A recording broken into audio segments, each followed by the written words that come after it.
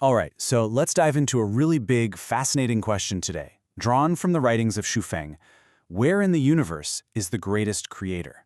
Now, the answer proposed here is pretty wild. It takes us on a journey from a mind-bendingly huge cosmos all the way down to our tiniest daily actions. So, let's get into it. So, let's just start with the main question itself. In a universe that the author describes as being almost too big to even imagine, where does a being like the greatest creator actually live? Is it everywhere at once? Is it nowhere? Or is there a specific cosmic address we can pinpoint? To even start to wrap our heads around that, we kind of need a map. The universe described in this text is just staggering. So let's try to build a picture of this cosmic address one piece at a time to see what we're dealing with. Okay, so according to this philosophy, our own Earth universe is just the starting point. Within it, there are 3,000 great worlds. But get this, it doesn't stop there. Each one of those worlds has 3,000 medium worlds inside of it.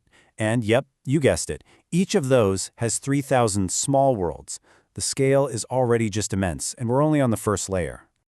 Think that's complicated enough? Well, it gets even more complex. Layered on top of all of that, the text says there are 20 parallel worlds, all existing at the same time, right alongside each other.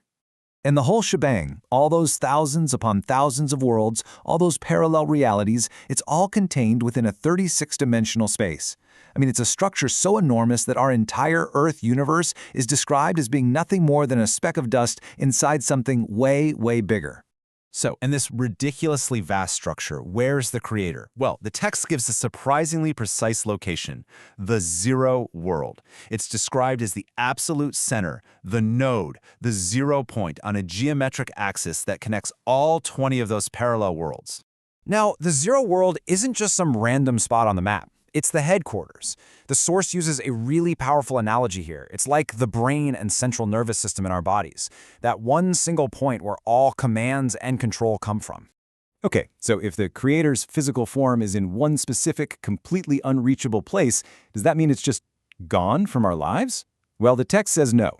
And this brings us to a really fascinating paradox. How the creator can be physically miles away, but also spiritually right here with us in everything. So this worldview makes a really key distinction between the creator's matter, its physical body, and its spirit. The physical part is stuck in the zero world, but its spirit, its consciousness, is everywhere. It permeates everything in the entire universe. And that all-pervading spirit even has a name in this text, Tao. Now, in this specific context, Tao is literally the consciousness of the creator that flows through and guides everything.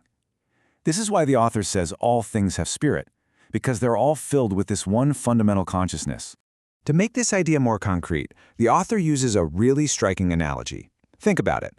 President Hu Jintao's physical body is in one location in Beijing, right? But his authority, his influence, his reach extends across the entire country. The creator is kind of like that. Body in the zero world, but its spirit and influence are absolutely everywhere. So what does this all mean for us? Well, because that zero world is unreachable, we're never going to physically see the creator. But according to the author, that's not even the point. We aren't meant to see it. We're meant to experience its spirit, which shows up in the world all around us, every single day. Cool idea, right? But it leads to a pretty practical question. If the creator's spirit is in everything, how are we supposed to know what it wants?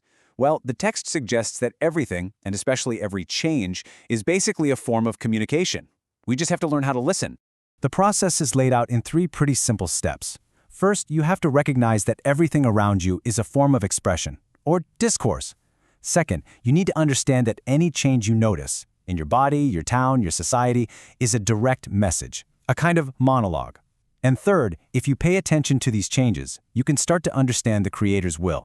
And the text gives some really clear examples of this at every single scale. You know, a personal headache, that's a message about your lifestyle. Widespread droughts, that's a message about how humanity is producing things. Social riots, a message that a system is broken. Even constant family fights are a sign that the family structure has a problem. You see the pattern here? The message underneath it all, according to the author, is always the same. Whether it's a headache or a riot, the universe is signaling, hey, this way of being is out of balance. It needs to change to avoid disaster. It's a wake-up call. So all of this brings this huge cosmic idea right down to the most personal level imaginable.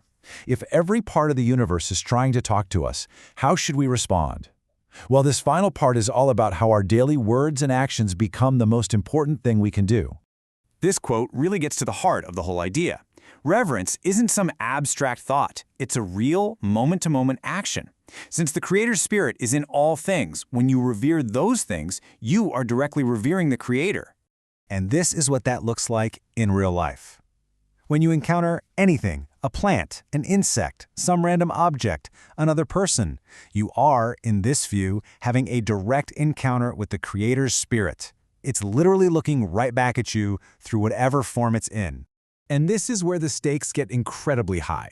Your response in that simple, everyday moment, it's not a small thing.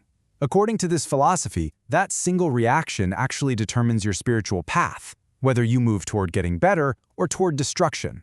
The choices presented is really clear, almost black and white. If your reaction is one of sincerity, kindness, and love, you're on the path to what's called heaven, or simply betterment. But if your response is one of ugliness, like negativity, cruelty, or selfishness, you are on the path to hell. So the crucial point here, the ultimate law of this whole worldview, is that life is just a series of constant, meaningful choices.